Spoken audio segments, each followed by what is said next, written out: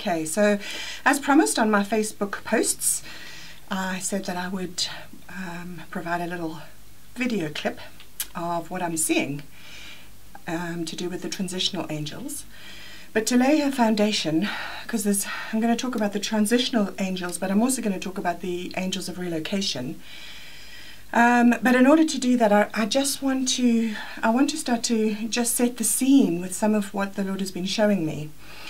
And a couple of weeks back, he took me and he brought to mind the prophetic word by Arthur Burt, who was a revivalist, a UK revivalist, and in 1934 the Lord gave him a very powerful prophetic word, and it was entitled, "And there shall be no ebb." And this is a little excerpt of it. "It shall come as a breath, and the breath shall bring the wind, and the wind shall bring the rain. And there shall be floods and floods and floods, and torrents and torrents and torrents.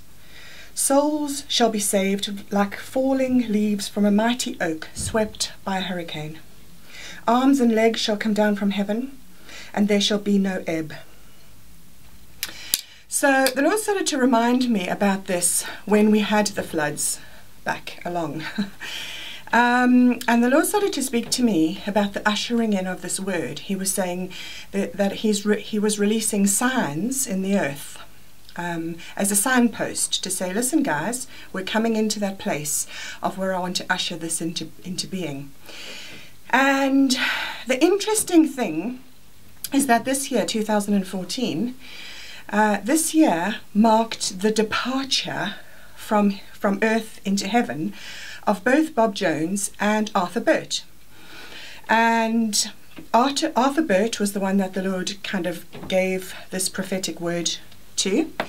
And Bob Jones, obviously his big thing was the billion souls. And the Father was showing me that there's a connection. There's a connection between these two things.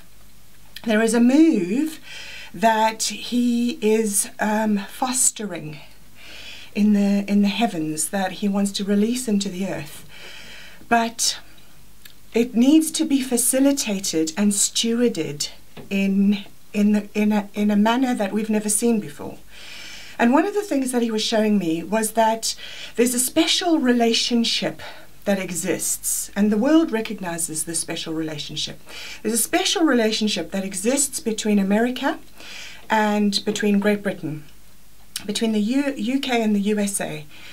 You know, it's talked about in the world, the special relationship. You know, if there's going to be a war, it's kind of spearheaded by these two nations coming together. Well, the Lord was showing me, hey, this is just a manifestation in the earth of what's actually happening in the spirit realm. I'm wanting these two nations to come together, because these two nations coming together will start to steward the next move, which is a global move. It's not going to be a move that happens in this nation or this nation or this nation. It is a global phenomena that the Lord wants to release into the earth. So as the Lord has been showing me this, I've been kind of saying, okay, Lord, I get that, because obviously the way that we deal with revelation is that we partner with it. And first of all, we receive it, we come into agreement with it, and we partner with it. And we say, okay, yes, I say yes to that. There's no way I can do anything about this, but I say yes.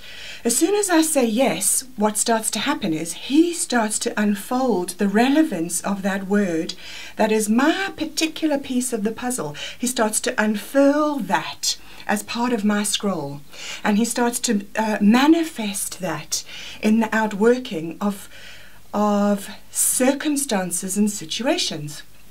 So from nowhere, suddenly connections started to happen for me in America, from a place of knowing really nobody. The Lord has started to connect me in the spirit realm with people in America. And all I've had to do is say yes, and he started to do this. So I want to encourage you, first of all, that before I go on to talk about the angels and kind of what they've been released to do in the earth, I want to encourage you, because actually this next move, the Lord wants to use everybody. He wants to use the body. Okay? And so we've got to get out of our head that place of I need to be in a theological agreement and I need this and I need this before I can work with you. And if we're in that place, we're going to get left behind, because it's all going to happen and everyone else is going to be stewarding it and we're going to be kind of standing watching because we didn't know what happened. Okay? So the important thing is to come into alignment with that for you. Don't worry about what's happening with anybody else. Start to concentrate with you and say, okay, Lord, what's my part in this?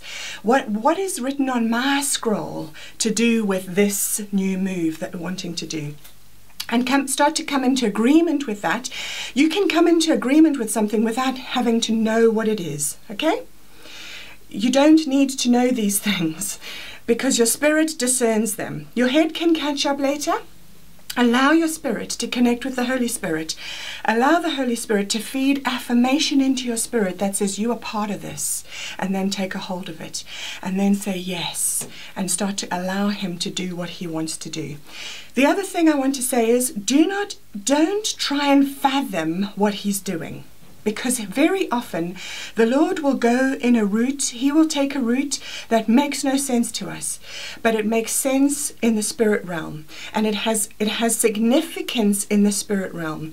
We are kind of task orientated as human beings, and so to get from A to B we look for the shortest possible route. The Lord is not. He's relationally focused.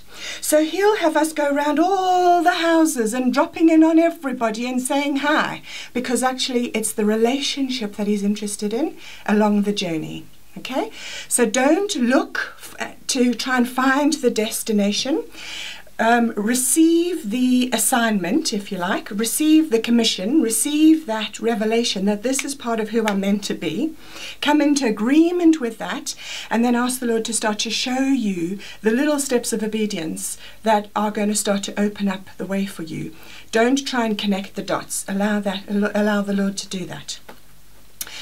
So, the next thing I want to talk a little bit about are the relocation angels. So I saw that there's a repositioning going on globally.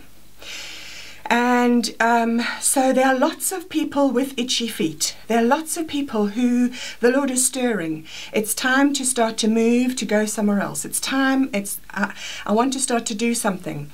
And actually what he's doing is he's connecting tribes. And so you will belong to a tribe, and you've either found your tribe or you haven't found your tribe. If you haven't found your tribe yet, there's two options. Either the Lord is going to create a tribe through you, or the Lord is going to relocate you to join your tribe. Okay? So this is the thing you need to kind of focus on. Okay, Lord, have I found my tribe? Because actually then if you can answer that question, you can start to move into the next section. So the relocation angels, they have been assigned to those who need to move to find their tribe.